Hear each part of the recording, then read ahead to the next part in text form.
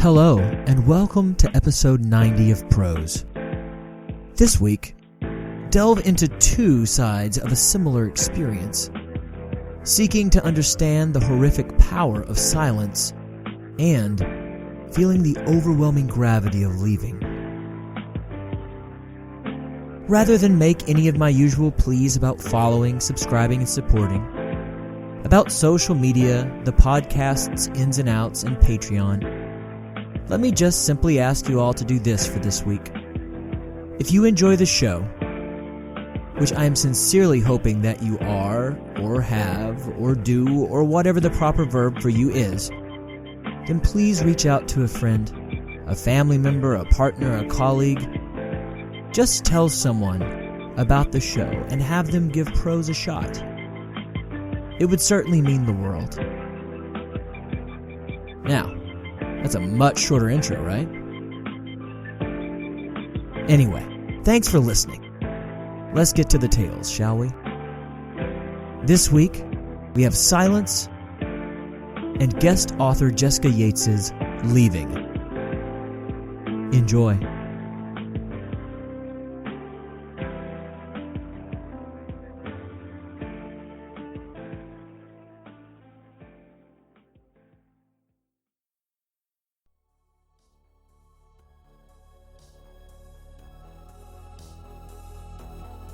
Silence, an original short story by Jared I. McGee. Jesseth could not help but feel true shame as he watched his daughter walk down the aisle of the small chapel. He loved her unconditionally, of course, but her marriage today to this amoral pedant, this bestial thing, made his skin crawl. If only he could convince himself the groom had been some ardent playboy after her, pursuing her so doggedly their union was inevitable. Instead, the reverse had been true. Breen had made Jesseth proud in all things throughout her life.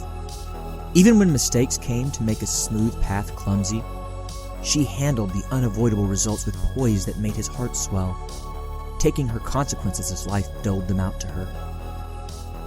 However, Jesseth just could not make the gnawing that began in his stomach and emanated throughout his entire body, his entire being, go away. Not today. He hadn't felt well in this regard for a very long time. This was her big day, though, so he would not speak up when the priest asked for dissenters. For Breen's day to be what she wanted, silence was key. Silence was the way.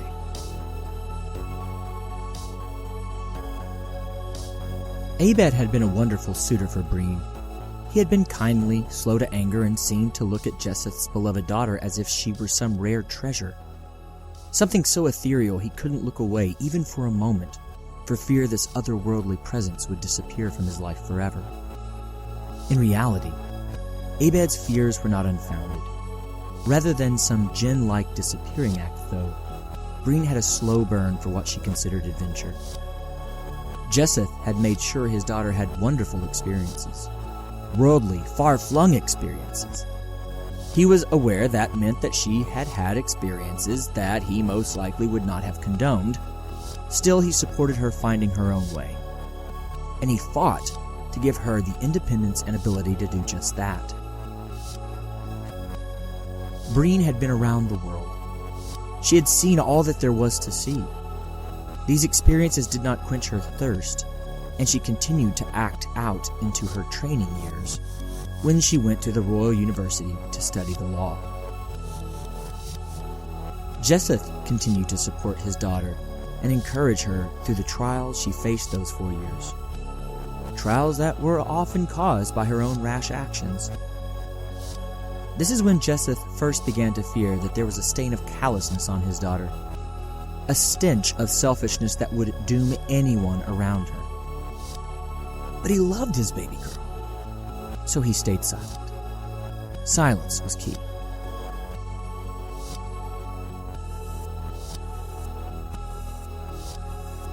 When Breen came back from her most recent adventure to the coast of Flinchland, with a serious bow on her arm. Jesseth could not have been more pleased. Abed was older, yes, but he was also very even-keeled, very serious, particularly when put aside the mercurial Breen. Abed was set to be a magistrate in a small village an hour's ride from Jesseth's home, and Breen planned on finding a job there to be closer to the man. The more Jesseth spoke with the two younger ones, the more he had hopes that Breen had finally shaken her capriciousness and decided to be serious about something. If this man is what helped Breen find a less tumultuous path, all the power to him and all the blessings to them both. Abed ended up being the one to find Breen a position at the magisterium. She was thrilled. He was thrilled. Jesseth's clawing in his guts began to resurface. And to his absolute disappointment, that clawing was not unfounded. This trend of Abed taking care of Breen continued. That in and of itself was not so terrible, of course. But she gave nothing back to the poor man. He broke himself to provide for them. He put his reputation and livelihood on the line for her various projects and initiatives. He even quite literally kept a mephitic, drunken, low-level clerk from the magisterium from hitting her once amid a Christmas party. As things turned out, that mephitic, drunken, low-level clerk from the magisterium would one day marry Breen. But the key was to stay silent, not to cause any waves. It was easier this way for all of them. Plus, at this point at least, Jesseth did not want to upend Breen's dreams. He did not want to isolate her with his accusations. Silence was key. The landslide of poor choices from Breen overwhelmed Jesseth, and he was but an outsider looking in. They were, of course, her choices to make, but as a loving father that wanted nothing best for his little girl, it pained him to no end to see her self-serving, self-destructive behavior. He tried at first to blame the current zeitgeist of the land. Young men and women were being told never to compromise, that their truth was the only truth, that shifting one's space, one's ideas, one's self for anyone was tantamount to a damning sin. So, to never do it. Be unflinching. If Jesseth were being honest, he knew that these excuses, born of an increasingly selfish society, were not to blame. They served as nothing more than an excuse for Breen to point to when the time someday came for her to have to come to terms with the havoc she had wrought. The disintegration of her and Abed's relationship was quick on its face, but Jesseth had seen the signs of boredom from her daughter long before she herself probably even realized the desire to leave her perceived bonds began to strike her.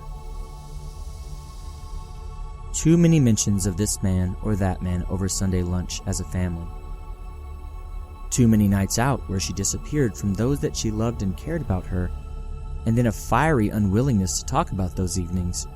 Any inquiry about if she had had fun met as if they were accusations. When the time came for Breen to officially withdraw her hand from Abed, Jesseth was far from surprised. He was disappointed, but not at all surprised. The superficial reason, the reason listed officially for family, friends, and the magisterium, was that Breen planned on crossing the summer sea in pursuit of further studies in the legal matters that had become at least a small part of her career after her graduation. The real reason was that she had been having a long-standing affair with the mephitic, drunken, low-level clerk from the magisterium that had almost hit her 4 years earlier at that fateful Christmas party. To her credit, Breen went ahead with that journey beyond the summer sea, and she did actually study the ancient laws to be found over there, bringing back some wonderfully empowering knowledge to the magisterium.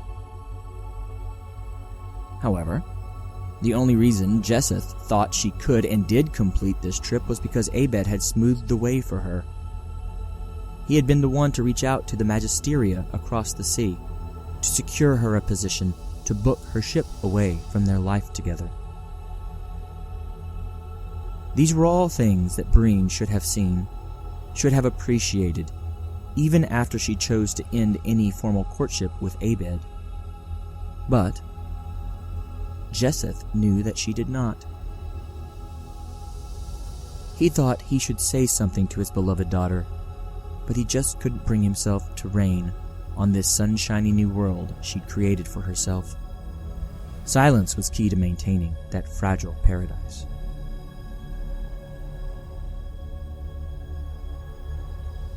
Abed's descent took little to no time.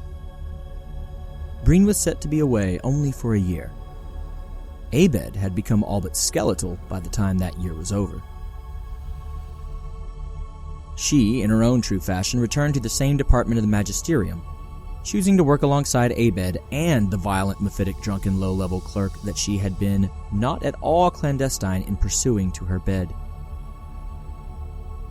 She flaunted this new relationship, and Jesseth saw the power of silence, as Abed's colleagues and friends alike never said a word, even celebrating the new couple's relationship by way of invitations to events, kind smiles, and innumerable minor and major showings of support.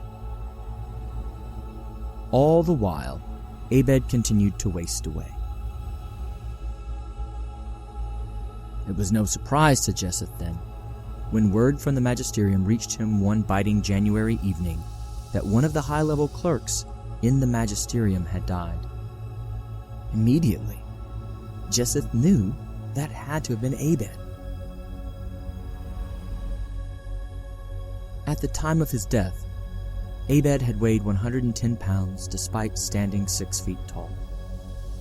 It had been 3 years almost to the day of Breen's openly walking away from their intentions to marry and embracing the troglodytic functionary that would become her husband. And the coroner's inquest stated that there was no real cause of death per se. It was just that Abed had given up. Eating, sleeping, exercise, friends, creating. To his credit, the ailing man had never once let his duties slide at the magisterium, though. That's just who he had been. Breen and the low-level clerk went out to a celebratory dinner that night. Supposedly, it was to celebrate something else. But even if that really were true, the optics could not have been worse in the small community. Jesseth did not get to his daughter in time to encourage her to hold off on the celebration out of respect for the dead. Everyone around them cheered them on and remained silent about the impropriety and disgusting disrespect of it all. Silence is a key to a happy community, after all.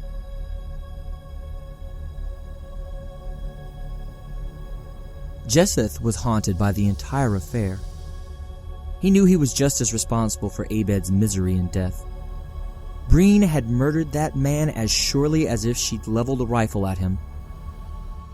For his lack of support for Abed, Jesseth might as well have loaded the firearm and steadied her hand before she pulled the trigger. Breen and her mephitic, drunken, low-level clerk kept on their very public courtship, allowing it to be even more public and even more racy in the immediate days after Abed's death.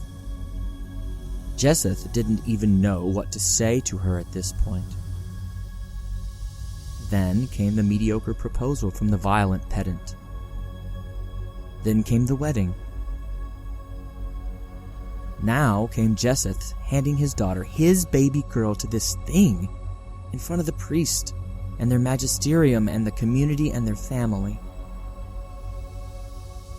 He did not approve of this union, and he knew he would not be able to accept it moving forward. But because of all those times he had remained silent when he should have spoken up, he now turned his back on his daughter to walk back to the front row of pews in the small chapel, leaving her to self-destruct with that thing.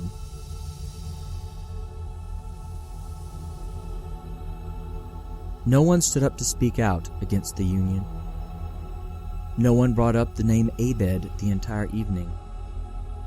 No one booed when they went through the various inane and overwrought rituals after the ceremony. Everyone was silent.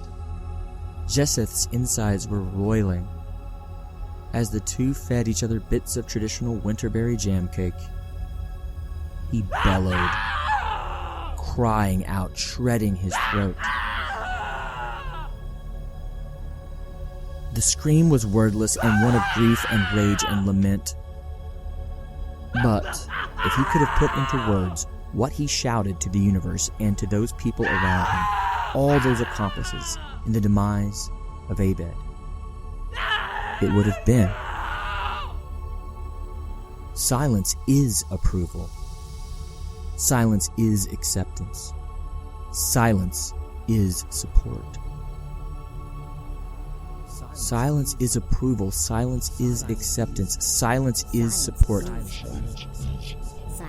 Silence is approval.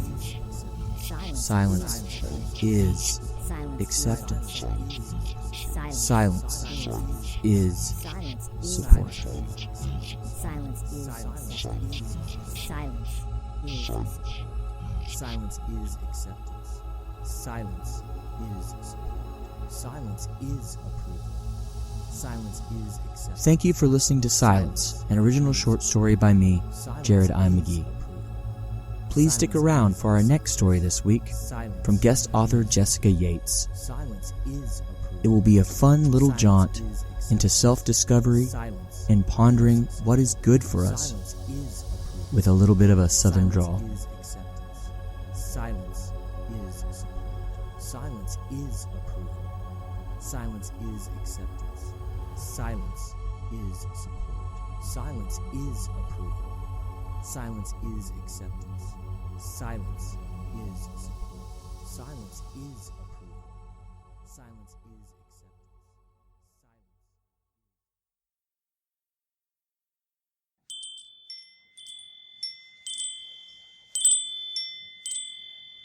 Leaving by Jessica Yates.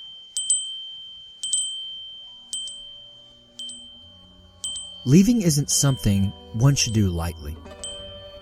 It's suffocating, really. Knowing what is wanted and realizing all one has to do is just throw some stuff in a bag and leave to go get it. That's all there is to it. Responsibilities and what would be viewed as reasonable thought can be abandoned to the winter breeze in favor of going. Go to the mountains. Go to the beach. Go where no one knows you, but one knows you best. Go to Seattle.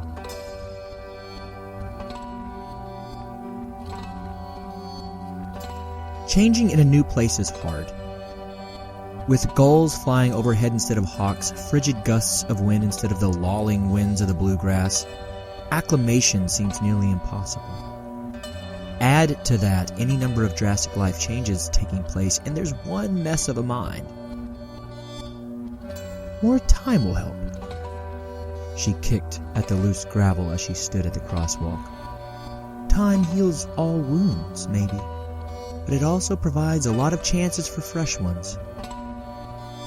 Her thoughts warred. It's not like she could deny the genuine peace she felt, even amidst the personal chaos. She nearly felt guilty. She was guilty regardless of how well she stifled it. No amount of denial would erase that, but at least she would have some happiness to cling to during her self-induced version of the apocalypse. He would be there to hold her up at least.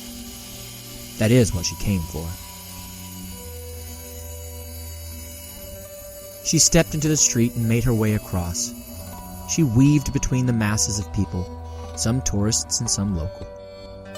Unsure of where she fit in those categories, she muddled her way down the sidewalks, making her way to nowhere in particular. The area surrounding the market has its own kind of glow that draws all types of people into it, so that's where she naturally went. The activity there had its own way of calming her mind, or at least of pulling her out of her selfish thoughts and forcing her to focus on the life surrounding her. Life is always happening, after all. Today was no different. People wrapped in scarves and sleek rain jackets, typical P&W attire, packed the sidewalks. It was chilly, cloudy, and misty, the introspective Seattle weather she had been warned of, but with which was just beginning to come to terms. She missed the sun. Occasionally it would peek through the clouds like it was examining the world through window blinds, just enough to see, but not quite enough to spread the warmth to the dim city below. It so rarely came all the way out, exposing itself to the pleasant surprise of the weather-worn inhabitants, that when it did, people would stop and stare upwards for a moment, soaking it in. The city may be busy, but the sun demands appreciation, worship.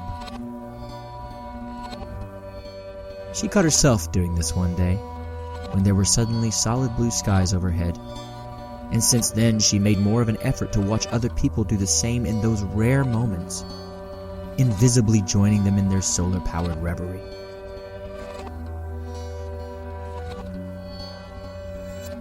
Her body ached for his. Physically, mentally, and emotionally, the two of them were entangled to a point that there was no point in trying to employ reason to their actions.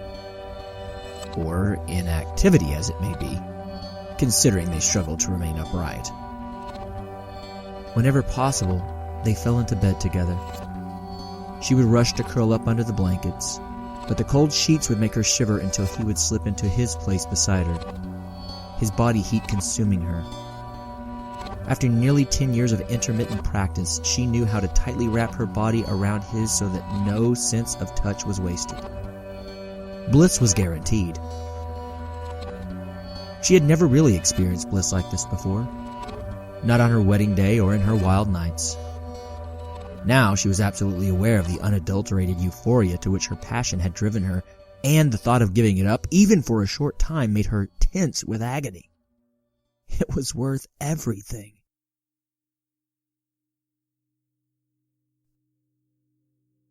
On days she awoke before him, she would remain tangled up in him as he would sleepily roll over and readjust, his arms gripping her even in his unconsciousness. Clusters of succulents perfectly adorned his shoulder.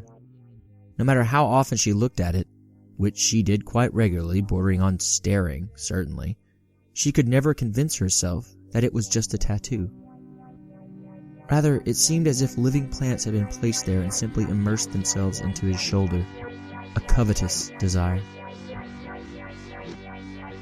Latched on as deeply as she always seemed to be, she could never be as close to him as those jewel-toned plants. She wouldn't stop trying, though. Her hand hovered over the computer mouse. She was forcing herself to consider an inevitability that she had rejected and buried for the past 2 years. She sighed and closed the MacBook. Not today. Sometimes the reality seemed too unbelievable. She had finally made a move.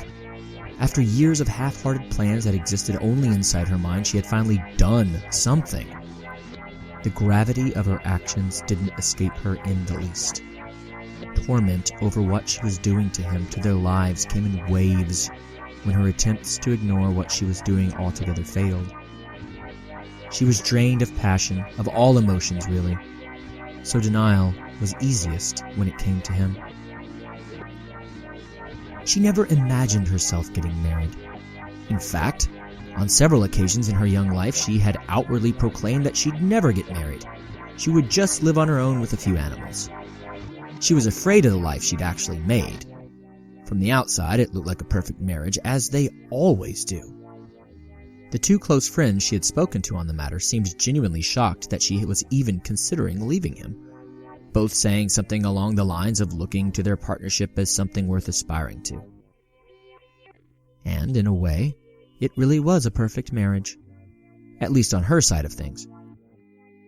A more patient and forgiving man couldn't be imagined.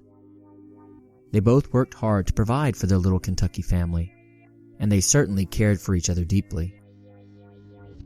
He loved her more, though. An irrefutable certainty that he'd never accept, regardless of how often he had teased her of that exact same fact. He was too good to be good for her. Surely she was the most cruel human alive. He deserved so much better, more than a girl who always seemed to be on the lookout for something different. How their matrimony ever came to be was a mystery she had always held in the back of her mind. Like seaweed and shards of shells pulled in to the shore by the ocean's tide, she felt as if at that point in her young life she was just being pulled around, making decisions as they came to her in the easiest way possible. Did it guarantee a future with some sort of security? Was there some semblance of happiness, both present and future? Did it work in her favor? Selfish reasons to marry.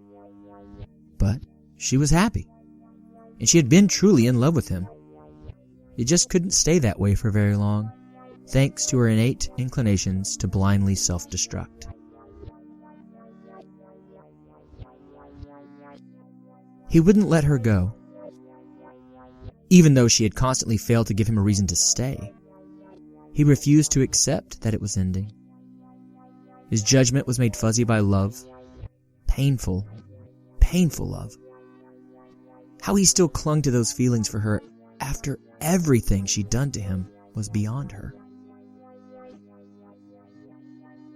No one would recommend he stay with her if they knew even half of it.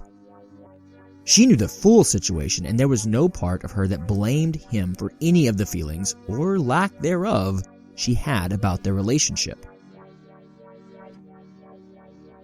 He had never done a single thing wrong to make her want to leave.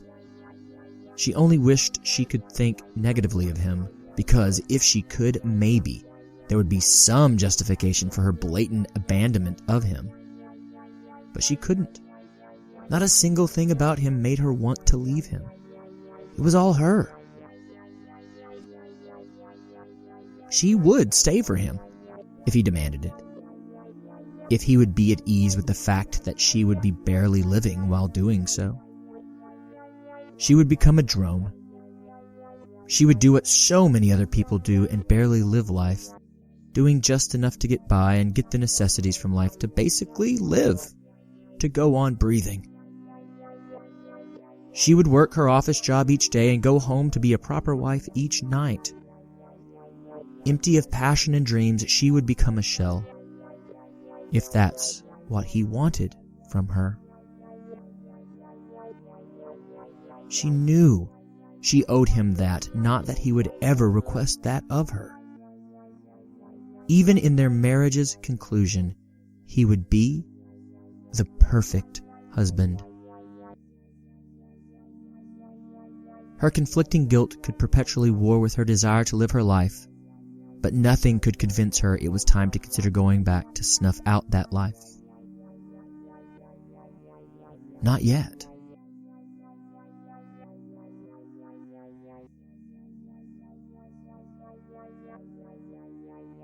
A small Florida airport is exactly as one would imagine it.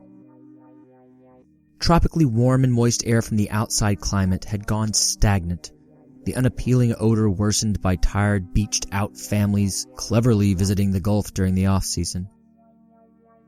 The flight gate was buzzing with static as travel times and delays were announced over a subpar sound system while she disembarked and weaved her way through awaiting passengers.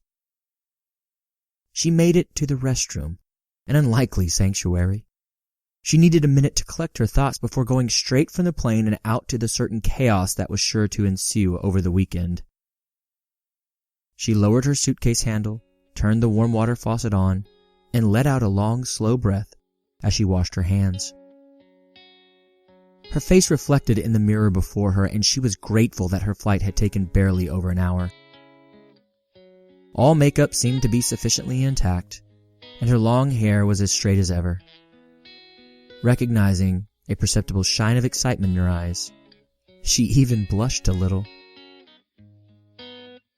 This isn't a big deal. Nothing to be nervous about. He's the same as ever, and together, y'all will be reckless as ever. It's nothing, no feelings. You're just gonna come alive again. Feeling convinced and refreshed, she grabbed her bag and rolled it behind her while she strolled out of the bathroom and around the corner to the baggage claim. Handfuls of people clustered around the conveyor belt as they nervously waited for their belongings to materialize, but she had no need to be part of that awful airport pastime. She wasn't sure where she was going or how to best escape the muggy airport, but a text directed her attention to a specific terminal and made her pace quicken towards it. He was coming in the automatic glass doors when she saw him. Dressed in dark colors with an equally colorless backpack thrown over one shoulder, he lifted his head to scan the room when his eyes nearly immediately landed on her, and they widened with his grin.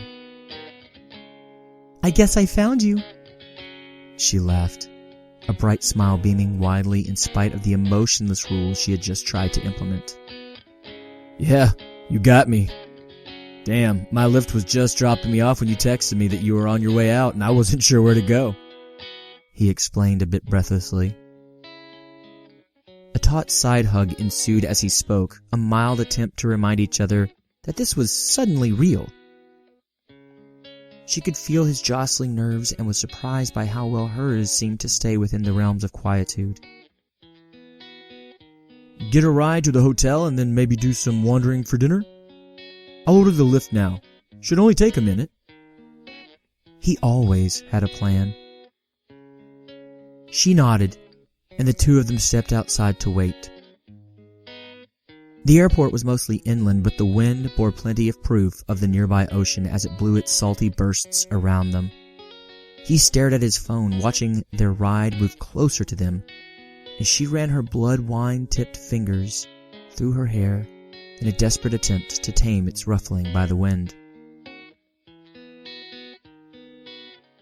They discussed their separate flights and whose pilot did a worse job of landing, and she asked about the weather in Seattle, and she witnessed a quick flash of lightning from a dark cloud in the distance.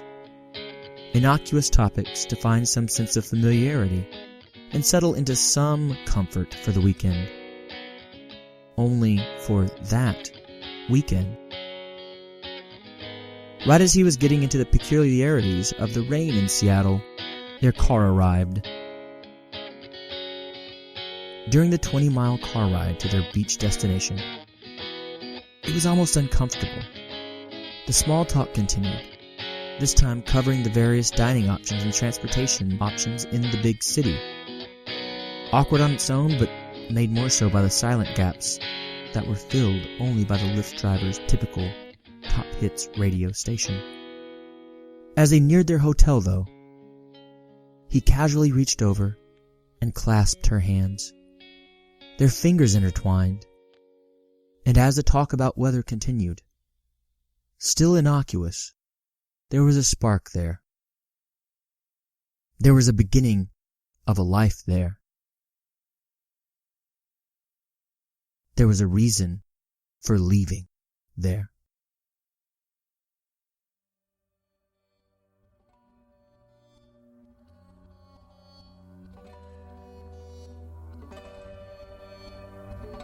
Thank you for listening to Leaving, an original short story by Jessica Yates. Jessica Yates is originally from Arkansas. She dreams of horses, pumps good music, enjoys getting tattooed, and writes in her all-too-rare free time. This week she lives in Seattle. Next week? She'll decide that when next week gets here. All sounds and music that you have heard all throughout episode 90 come from YouTube's royalty-free audio library and the always amazing freesound.org. They are all being used under CC 01.0 Universal Public Domain Dedication licenses. The one backing track for this episode that flies in the face of that is performed by Mr. David Ezel. David Ezel is a devoted father, a devoted creator, a devoted friend, and a devoted defender of the Republic. Not to mention an extremely talented musician. As I have noted before long ago, in our heyday, he and I used to make some pretty good music together. He is currently working for podcasts and various other media to create and edit audio with his company Soundproof Editing. If you have any digital audio needs, contact him via email at soundproofaudioediting@gmail.com. Also, keep your eyes peeled, ears sharp, and be on the ready for even more music from Mr. Ezel sooner than later. Maybe even on the country music airwaves. That does it for Prose this week. Please do consider sharing the podcast with someone. And of course, as you continue about your day, I hope that you'll remember to love those around you. Tell them that you do, and embrace this life as it is always stranger than fiction. See you in 2 weeks' time, and thanks for listening.